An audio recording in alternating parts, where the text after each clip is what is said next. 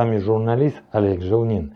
Наша передача не раз рассказывала о проблемах садоводов Якутска, страдающих от действий окружной администрации столицы Якутии.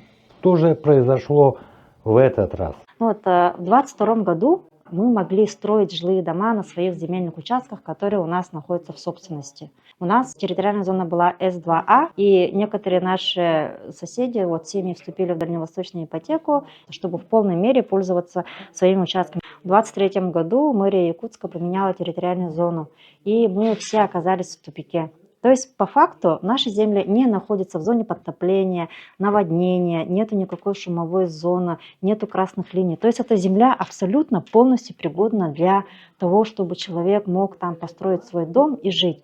Но из-за того, что мэрия внесла вот эту инициативу, мы как изгои просто слева жилые дома, справа жилые дома, сзади, спереди. То есть мы окружены, окружены частным сектором, а сами ничего построить не можем. И поэтому я в прошлом году, только от своего участка пошла в Верховный суд, я выиграла.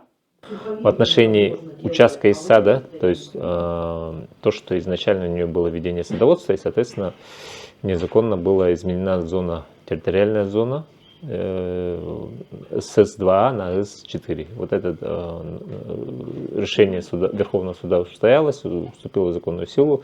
Лариса Ноева обратилась по своей проблеме на прямую линию президента России.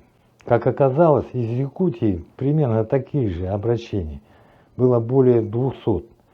Теперь эти обращения под контролем Общественного народного фронта Якутии. Очень много обращений поступило на прямую линию президента Российской Федерации, которая была в конце 2025 года. Мы обрабатываем все обращения, именно по предоставлению земельных участков многодетным занялись плотно.